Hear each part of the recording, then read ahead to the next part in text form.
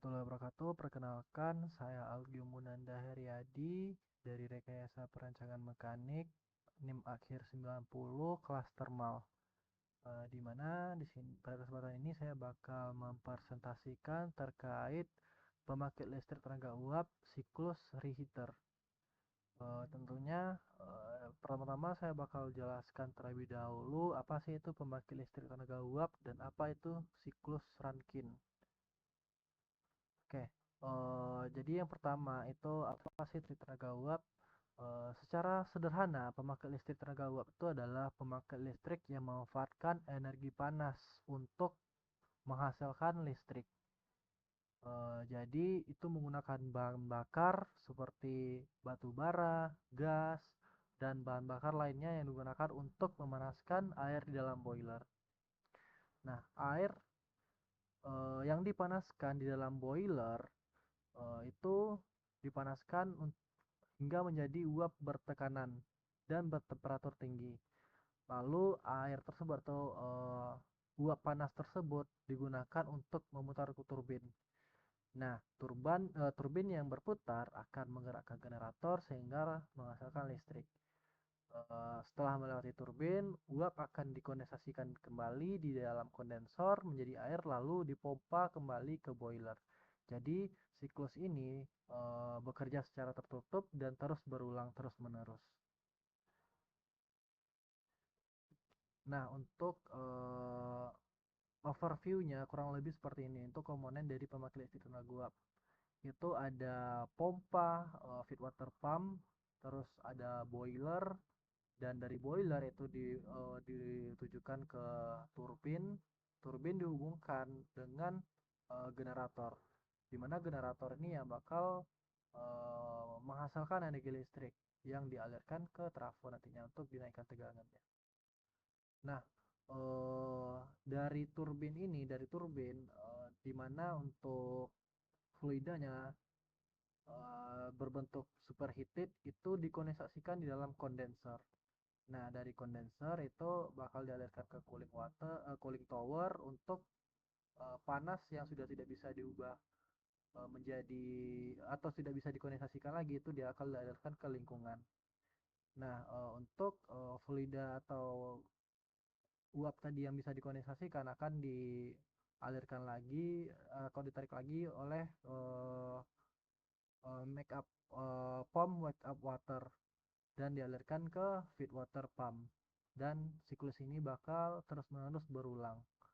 Ini untuk layout dari thermal power plant. Nah, yang menjadi pertanyaan apa sih itu siklus Rankine? Jadi siklus Rankine itu adalah siklus termodinamika dasar yang digunakan pada PLTU untuk mengubah energi panas menjadi energi mekanik.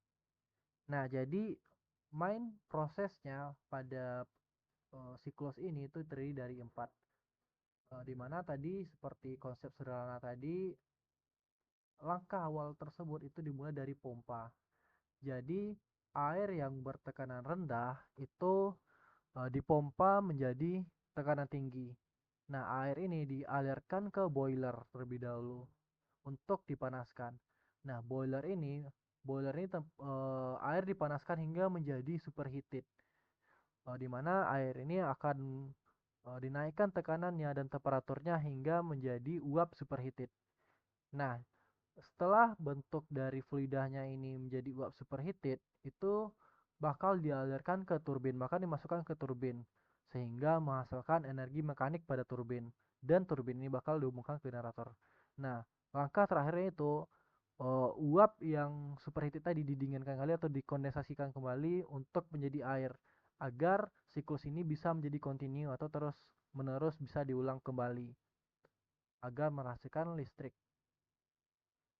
Ini untuk diagram TS-nya, diagram TS dari siklus Rankine sederhana, dan ini untuk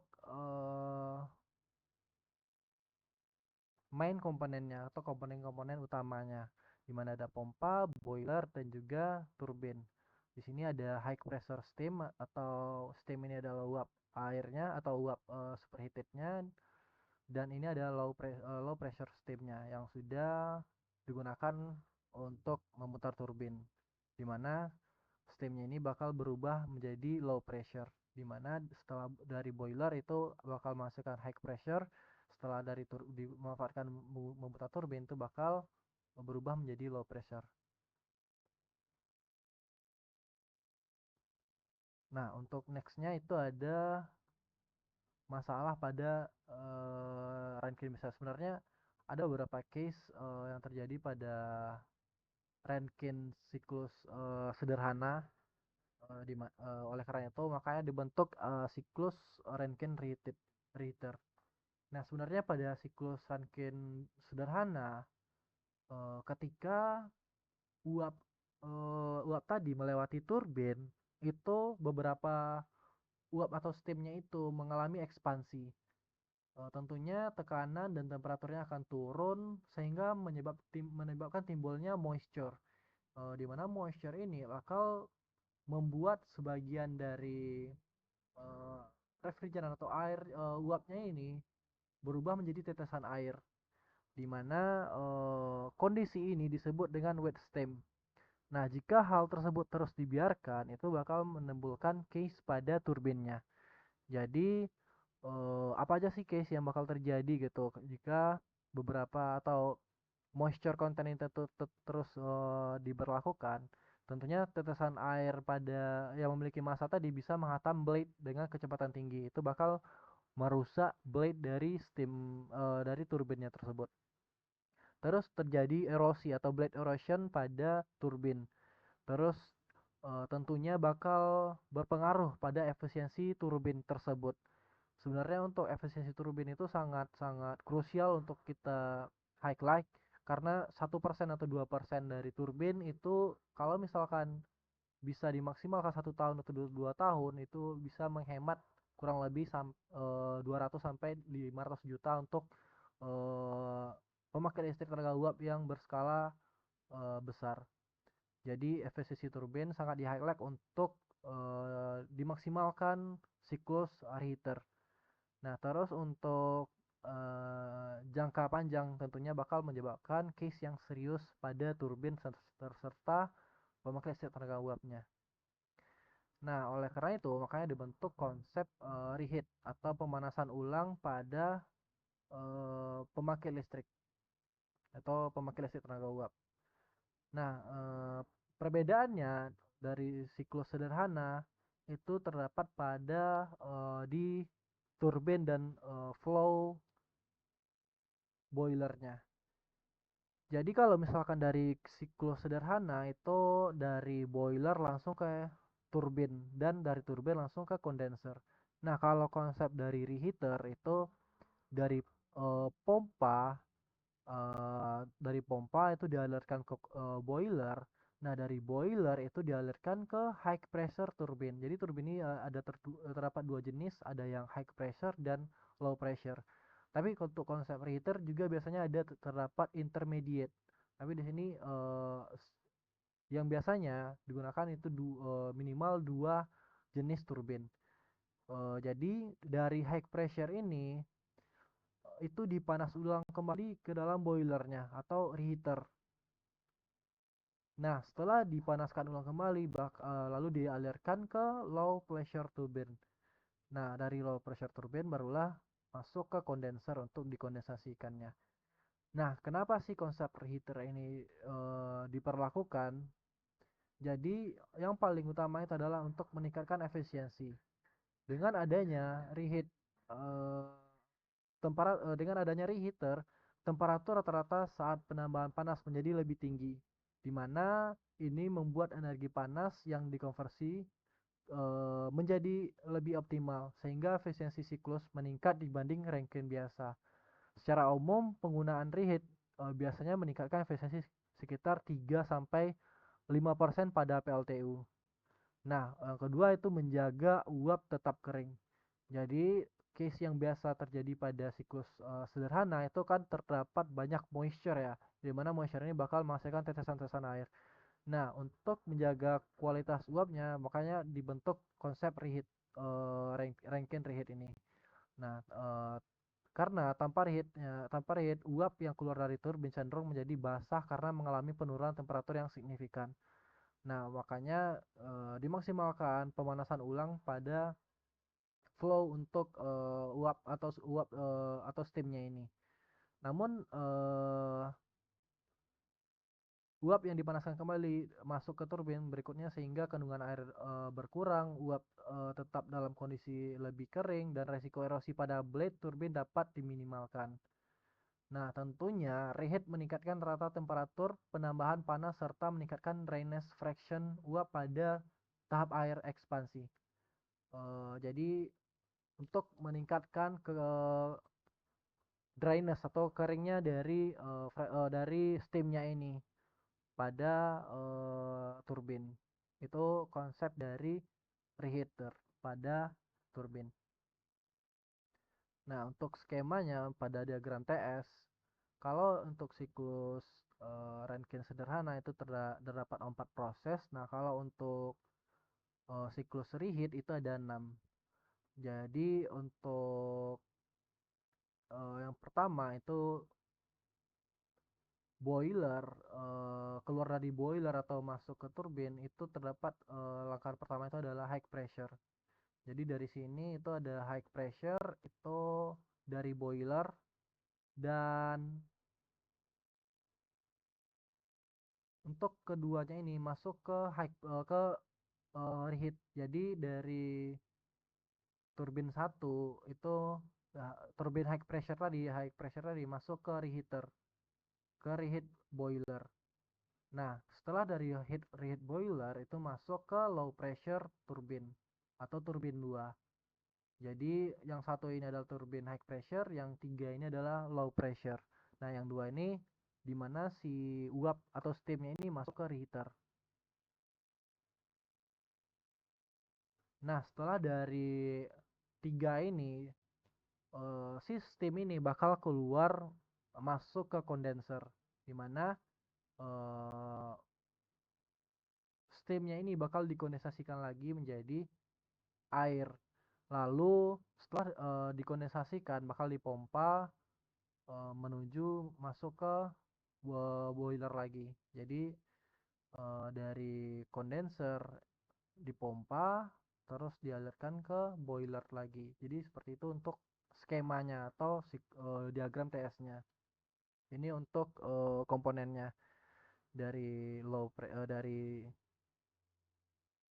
boiler masuk ke high pressure, dari boiler masuk ke high pressure, dari high pressure masuk ke reheater, terus dari reheater masuk ke low pressure turbine dan dikondensasikan di condenser, lalu dipompa oleh pump, terus masuk lagi ke boiler. Jadi siklusnya itu berulang. Itu untuk skema dari siklus reheater. Nah, setelah mengetahui untuk skemanya, tentunya ada beberapa konstruksi atau komponen yang penting untuk kita pahami terhadap reheater ini, terutama di bagian boiler. Tentunya konstruksi dan komponennya ada beberapa yang sedikit ditambah. Yang pertama itu adalah turbin high pressure ya. Jadi untuk turbin high pressure ini di mana tempat ekspansi pertama uap dari boiler. Jadi dari boiler tentunya mengalir ke turbin ini. Tentunya turbin ini memiliki blade yang lebih kecil ya untuk lingkarannya. Karena untuk volume dari fluidanya masih belum besar. Makanya menggunakan blade yang lebih kecil. Tentunya uap dari boiler pertama kali masuk ke high pressure turbine dengan tekanan dan temperatur tinggi. Di sini uap mulai berekspansi memutar sudut turbin. Namun karena ekspansi ini menurunkan temperatur uap belum diekspansi sampai tekanan paling rendah agar menjadi terlalu basah. Ini mungkin penjelasannya langsung ya untuk dari turbin high pressure ini. Prinsip kerjanya. Nuclear and coal-based thermal power plants together produce power. steam turbines lie at power plants. They can Nah, untuk high pressure ini terdapat pada bagian depannya, di mana untuk blade-nya lebih kecil, dan ini untuk low pressure-nya. Tentunya dari boiler langsung masuk ke high pressure, di mana di sebelum ini ada control valve ya, control valve untuk untuk mengontrol flow tekanan yang masuk ke high pressure turbin ini. energy in the steam mechanical energy. We'll explain the inner Seperti yang kita lihat untuk high pressure-nya tersebut itu memiliki single flash ya, di mana flow-nya itu satu arah, sedangkan untuk turbin low pressure itu double flash atau dua arah.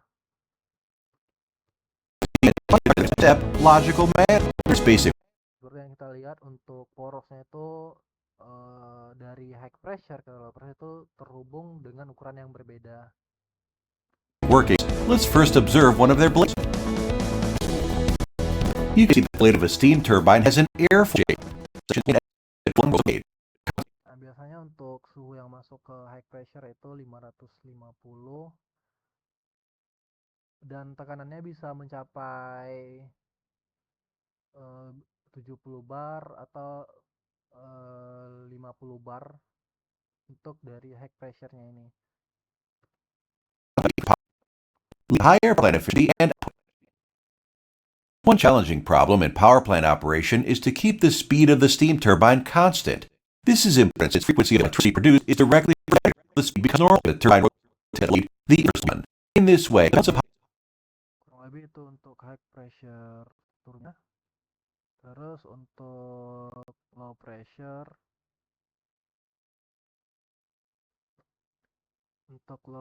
jadi uap masuk ke turbin low pressure memiliki tekanan yang lebih rendah dibanding high pressure turbin. Tentunya temperaturnya masih cukup tinggi karena dia dipanaskan ulang atau reheat. Terus volumenya mulai membesar, jadi volume dari steamnya ini mulai membesar, dan saat melewati low pressure turbin tekanan turun drastis, volume uap meningkat sangat besar dan kecepatan aliran meningkat. Karena itu pada low pressure turbin dibutuhkan blade yang lebih panjang dan besar untuk menangkap energi dari uap yang volumenya besar tersebut. Nah, blade pada tahap terakhir ini bahkan bisa sangat panjang sehingga harus mengkomunikasi aliran uap yang sudah sangat mengembang. Ini contoh ini prinsip kerjanya.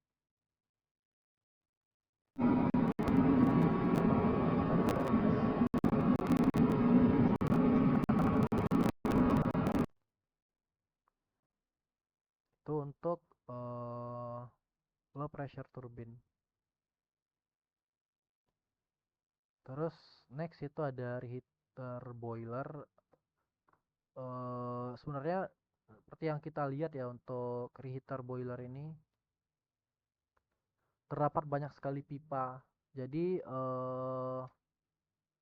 kenapa sih banyak banget pipa pada reheater boiler ini? Eh Sebenarnya untuk memaksimalkan perpindahan panas dari pembakaran ke air atau uap. Jadi semakin banyak pipa, semakin luas area perpindahan panas dan semakin efisien proses pemanasan. Jadi karena itulah ada banyak pipa. Jadi ada beberapa jenis pipa ya yang saya ketahui, itu ada waterfall pipa atau dindingnya ya, pipa dindingnya, waterfall pipa, dan juga superheater ya, superheater pipa itu untuk memanaskan ya, tentunya temperaturnya tinggi tentunya di sini. Untuk superheater pipa ini yang langsung masuk ke high pressure turbine. Nah, terus ada yang reheater ya. Kalau reheater pipe-nya, reheater pipanya, di mana tempat pemanasan ulang ya. Terus ada economizer. Sebenarnya untuk economizer itu memanfaatkan sisa panas gas buang atau memanaskan air sebelum masuk ke boiler. Itu beberapa pipa untuk reheat boiler ya. Di mana saya ulangi lagi untuk banyaknya pipa dalam boiler ini untuk memperbesar perpindahan panas, di mana tentunya setiap pipa memiliki fungsi yang berbeda. Terus untuk bagaimana sih pembakarannya ya? Jadi proses pembakaran boiler itu dimulai dari bahan bakar biasanya batu bara ya tentunya biasanya. Tapi untuk pada boiler ini kan untuk pembakarannya terdapat di bawah ya. Sebenarnya untuk pembakaran itu juga pada boiler ada yang dari atas juga yang saya ketahui. Nah, kalau yang di PLTU biasanya digunakan dari bawah karena menggunakan pembakaran dari batu bara. Jadi sistemnya batu bara dihancurkan terlebih dahulu, terus menjadi serbu alur menggunakan pul pulverizer. Tujuannya agar pembakaran lebih cepat dan efisien. Jadi batu bara dihancurkan terlebih dahulu. Terus untuk tahap pembakarannya ya. Jadi pembakaran batu bara dicampurkan dengan udara masuk ke burner ya. Di sini tidak ada burner. Di sini tidak ada dilihatkan burner. Tapi untuk pembakaran itu terdapat pada furnace-nya ini, furnace di boilernya ini.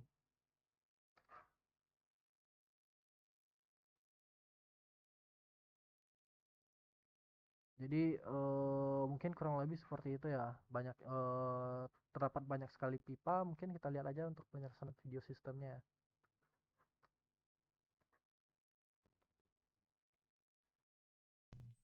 Pemanas merupakan sistem yang menyalurkan uap yang bekerja pada turbin HP ke turbin IP setelah dipanaskan ulang di boiler.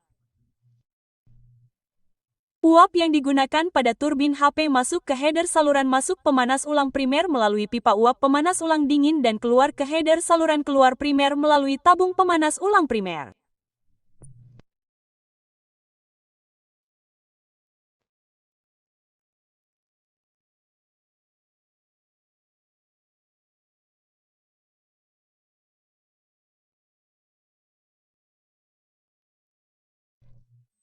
Uap dari header saluran keluar primer masuk ke header saluran masuk pemanas ulang sekunder dan keluar ke header pemanas ulang tersier melalui tabung pemanas ulang sekunder dan tabung pemanas ulang tersier.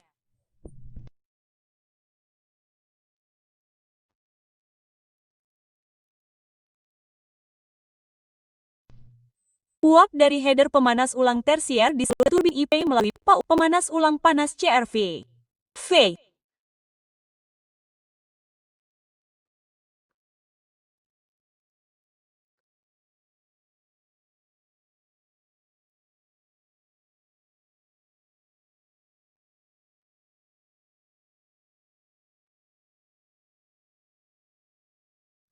Temperatur uap saat beban terukur adalah 541 derajat pada keluaran pemanas ulang akhir.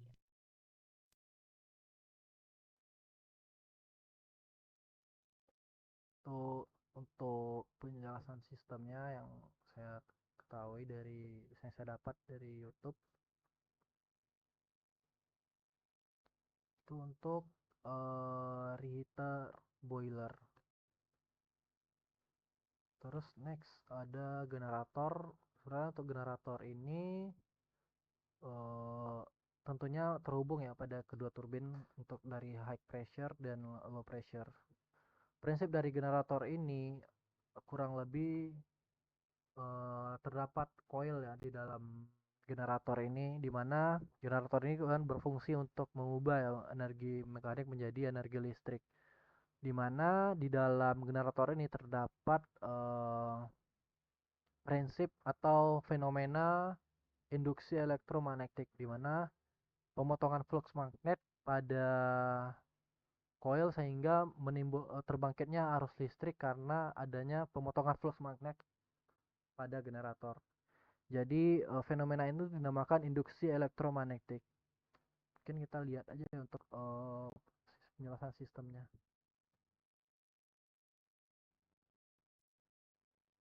Generator merupakan suatu fungsi yang mengubah energi mekanik yang dihasilkan dari turbin uap menjadi energi listrik.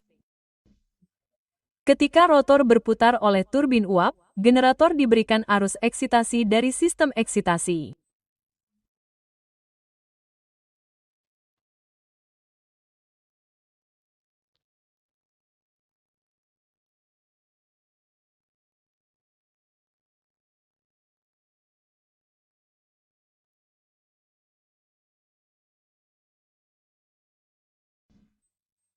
Arus yang diberikan eksternalir melalui sikat dan cincin kolektor ke kumparan rotor dengan membentuk medan magnet.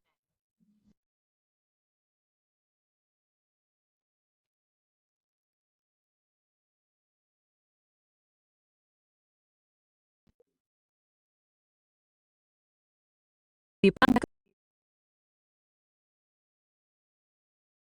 Lebih seperti ini ya untuk sistem dari generator itu sendiri. Next itu ada kondensor ya. Sebenarnya untuk kondensor ini fungsi utamanya membuat atau mengkondensasikan uh, uap menjadi air kembali.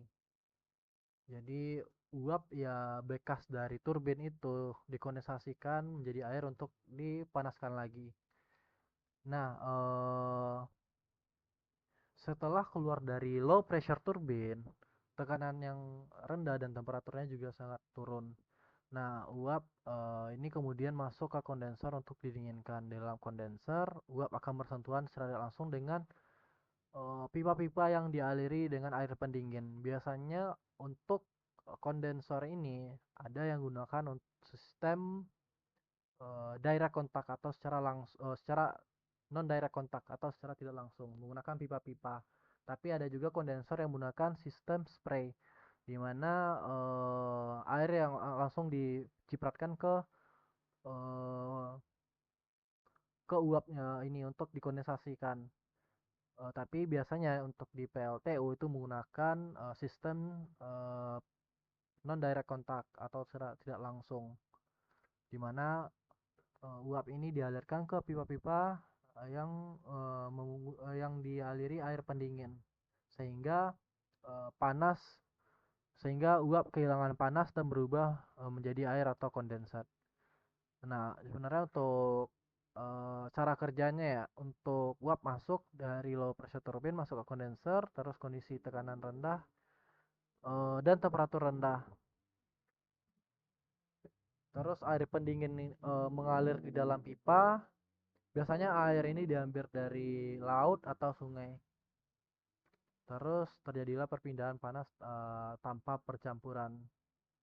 Terus barulah terjadi kondensasi gitu. Mungkin kita lihat aja ya untuk sistem kerjanya. Jadi untuk kondenser ini hampir sama kerjaan seperti evaporator. Bedanya Sebelumnya, kita telah membahas mengenai evaporator dan prinsip kerjanya. Pada video kali ini, kita akan membahas mengenai kondensor. Tidak ada perbedaan yang mencolok antara evaporator dan kondensor. Keduanya memiliki desain yang sama, hanya cara kerjanya saja yang sedikit berbeda. Pertama, mari kita lihat apa itu. Ketika air dalam wadah dipanaskan, tersebut berubah dari cair menjadi uap. Pada video sebelumnya, kita telah menjelaskan bahwa ini adalah proses penguapan. Proses kebalikan dari penguapan adalah kondensasi. Ketika air dalam bentuk uap didinginkan, air tersebut akan kembali menjadi kondensasi dan tahap uap. perbedaan evaporator dan kondenser. Di evaporator, refrigeran dipanaskan. Di kondensor, refrigeran didinginkan. Kondensor akan masuk ke katup ekspansi setelah berwujud menjadi cair. Air yang masuk ke arah dingin tempat ia didinginkan dan kembali ke kondensor. Ini adalah kondensor. Kurang lebih seperti itu untuk kondenser prinsip kerjanya. Di mana dalam kondenser ini terdapat banyak pipa. Pipa tersebut mengalirkan air dingin untuk mengkondensasikan uap panas tadi. Nah, mungkin langsung ke penutup ya. Jadi untuk kesimpulannya, penggunaan sistem reheat pada siklus Rankine memberikan peningkatan performa yang signifikan pada pembangkit listrik tenaga uap. Dengan memanaskan kembali uap setelah keluar dari turbin tekanan tinggi, sistem ini mampu meningkatkan efisiensi siklus sekitar 3-5% dibandingkan dengan Rankine konvensional. Di mana reheat juga berperan penting dalam menjaga kualitas uap tetap kering sehingga dapat mengurangi risiko erosi pada sudut turbin dan meningkatkan umur operasional peralatan. Sehingga keunggulan tersebut sistem reheat saat ini telah banyak digunakan pada PLTU skala besar dan modern. Sepertinya itu aja yang bisa saya jelaskan terkait sistem reheat Rankine reheater pada pemakai listrik tenaga uap. Jika ada kekurangan atau kesalahan di saat penjelasan, mohon maaf. Saya ucapkan terima kasih. Assalamualaikum warahmatullahi wabarakatuh.